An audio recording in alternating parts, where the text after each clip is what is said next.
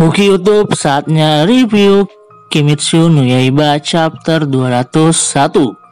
Yos, entah mengapa manga Kimetsu no Yaiba di babak akhir kali ini tanpa disadari ternyata selalu menyajikan sesuatu yang benar-benar di luar dugaan dan tidak bisa diprediksi sama sekali.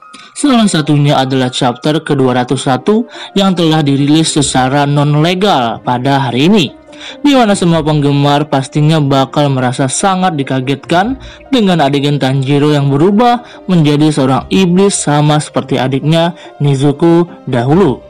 Jujur saja, kita semua tentu tidak akan menduga bila Tanjiro bakal benar-benar menjadi seorang iblis yang diciptakan dari tangan Muzan sama seperti iblis bulan atas dahulu. Terlebih lagi, di chapter ke-200 kemarin, para Kakushi pun mengatakan bila jantung dan nadi Tanjiro sudah tidak terdengar, dan itu semua tentu membuat semua orang berpikir bila sang karakter utama tersebut sudah meninggal dunia karena luka yang didapatkannya dari pertempuran melawan Muzan. Namun bagaikan sebuah tipuan April Fools, sang komikus Kuyoharu Gotoge ternyata memiliki sebuah pemikiran yang sangat cerdas, di mana beliau mengubah Tanjiro menjadi seorang iblis dan secara otomatis membuatnya terhindar dari proses kematian, seperti yang bisa kita lihat semua di chapter ke-200 ini sekarang. Meskipun begitu, masih terdapat secercah misteri dan pertanyaan terkait beberapa hal, khususnya yang ada di chapter ke-201, seperti yang pertama, apakah Muzan benar-benar mati? Untuk jawaban ini sebenarnya cukup mudah diketahui, di mana pada chapter ke-200 kemarin terdapat adegan bahwa tubuh dari Muzan sebenarnya telah terbakar bersama dengan sel milik Hatengo. Ditambah pada chapter ke-201 saat ini, Muzan pun secara jelas terlihat benar-benar telah lenyap dibakar matahari dan turut mengatakan beberapa hal seperti aku sekarang telah kalah dan terbakar sinar matahari, yang mana merupakan suatu fakta bahwasanya sang karakter antagonis utama tersebut memang sudah kalah dan hancur dari dunia ini. Apabila Muzan memanglah masih hidup, kemungkinan ia tidak akan memiliki banyak andil lagi dan bakal menjadi seorang figuran yang hanya sanggup melihat keadaan tanpa terseret ikut ke dalamnya lagi. Apalagi bila mengingat perkataan dari Tamayo di chapter ke-19 yang lalu, bahwa kelemahan iblis adalah pedang pemburu iblis dan sinar matahari, maka itu bisa menjadi sebuah gambaran bila Muzan memang benar-benar sudah lenyap karena telah kalah dengan kelemahannya terhadap matahari, khususnya bagi raga dan jiwanya. Pertanyaan yang kedua, apakah Tanjiro benar-benar menjadi iblis sepenuhnya? Nah, ini merupakan sesuatu hal yang masih cukup membingungkan pada waktu kali ini. Kita ketahui bahwa Tanjiro pada waktu sekarang telah berubah menjadi seorang iblis. Bahkan kesadaran serta penampilannya sudah berbeda layaknya iblis pada umumnya. Namun masih menjadi sebuah pertanyaan serius, apakah Tanjiro benar-benar murni telah menjadi seorang iblis, atau ada campur tangan Muzan yang mengontrol raganya? Dan Mimin sekarang bisa mengatakan bahwasanya Tanjiro sebenarnya memanglah telah berubah menjadi iblis atas kesadarannya sendiri, namun dengan pikiran yang dimiliki oleh Muzan. Mengapa saya bisa mengatakan seperti itu? Sebab melihat dari perkataan Muzan di chapter ke-201 yang menyebutkan, aku menyaksikan seluruh prosesnya, mengejutkan dan bergerak, tubuhku akan segera dihancurkan oleh matahari, tetapi pikiranku tetap abadi selamanya. Meskipun jantung yang bernapas berhenti berdetak, sel-selku tidak akan mati. Sudah terlambat. Aku akan memasukkan darahku ke dalamnya. Bila aku beruntung, Tanjiro tentu bisa mengatasi matahari. dan aku akan menjadi Raja Iblis terkuat karena Tanjiro dan Nezuko adalah saudara. Tanjiro pasti juga bisa bernapas dengan cara yang sama seperti iblis. Aku percaya padamu, kau tak akan mati. Wujudkan impianku, Kamado Tanjiro. Terserah kau ingin menghancurkanku, menggantikanku, atau membunuh pasukan pemberantas iblis yang lainnya.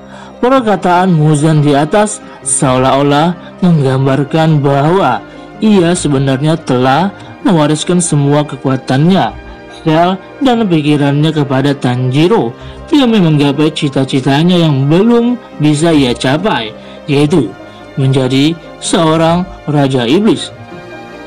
Hal tersebut layaknya menunjukkan bila Tanjiro seperti hanya dijadikan semacam boneka atau istilahnya wadah pikiran dari Muzan demi mencapai apa yang ia mau. Kesadaran yang ada di dalam tubuh Tanjiro bisa dibilang tetap adalah miliknya. Namun untuk unsur pikirannya, semua itu sepertinya telah didoktrin oleh Muzan, sehingga kakak Nezuko tersebut akan bertindak sesuai apa yang dipikirkan Muzan selama ini, kecuali bila jiwa asli Tanjiro bisa melawan pikiran dari Muzan, maka ia kemungkinan besar bisa sadar dan berpikir dengan kemauannya sendiri. Maka dari itu, peran Tanjiro saat ini memang sangat besar demi menyingkirkan sisa-sisa pikiran Muzan yang masih ada sekarang, meskipun raganya telah lenyap terbakar sinar matahari.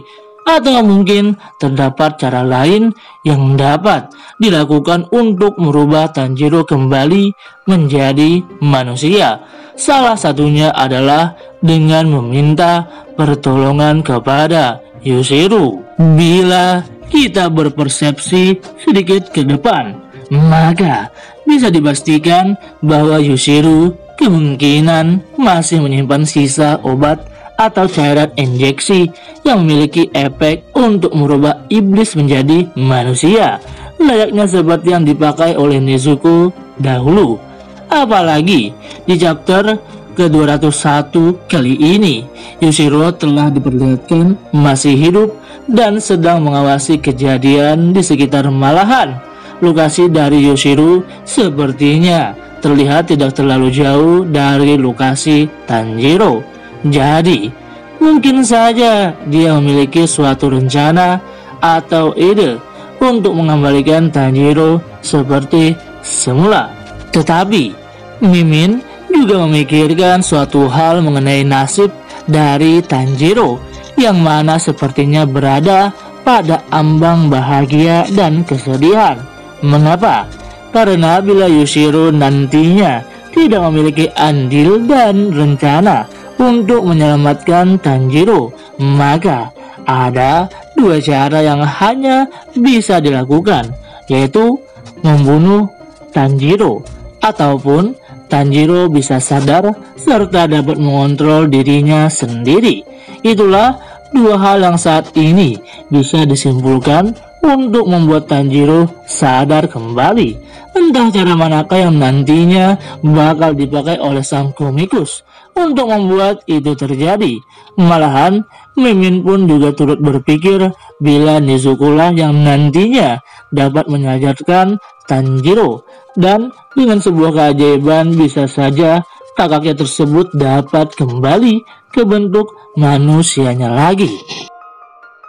Yos, dari beberapa hal yang Mimin sebutkan di atas, kita bisa menyimpulkan bahwa manga Kimetsu no Yaiba memang belum benar-benar menyentuh tahap akhir, karena sang komikusnya saat ini telah menambahkan konflik baru demi memperpanjang maupun memperjelas unsur cerita. Padahal setelah chapter ke-200 dirilis minggu lalu, Mimin mengira bahwa itu akan menjadi pra-akhir dari kisah Kimetsu no Yaiba sebelum menuju ke babak final. Namun komikusnya yaitu Kuyoharu Gotoge sepertinya masih memiliki banyak kejutan sebelum dirinya benar-benar menjatuhkan manga buatannya ke tahap akhir. Selain itu, Mimin pun turut berpikir bila alur yang diciptakan Koyoharu Gotoge saat ini sebenarnya memiliki sebuah tujuan khusus, di mana ia kemungkinan berkeinginan untuk mengembalikan keadaan sang karakter utama, yaitu Tanjiro, menjadi normal kembali tanpa cacat sedikit pun. Satu-satunya caranya yaitu tentu saja merubahnya menjadi iblis dengan perantara dari Kibutsuji Muzan. Dengan cara tersebut, luka dan organ Tanjiro yang hilang tentu akan sembuh kembali. Meskipun itu harus mengorbankan banyak hal, salah satunya adalah peran dari sang karakter tersebut. Meskipun begitu, Mimin sendiri sangat yakin bahwa apa yang dibuat komikus Koyoharu Gotoge saat ini adalah demi mengembangkan plot cerita agar nantinya dapat menciptakan atmosfer berbeda ketika manga Kimetsu no Yaiba resmi melaju ke tahap akhir. Yos, itulah mini review dari Reza Yuda Prasetya. Yos, sekian dari Mimin. Adios.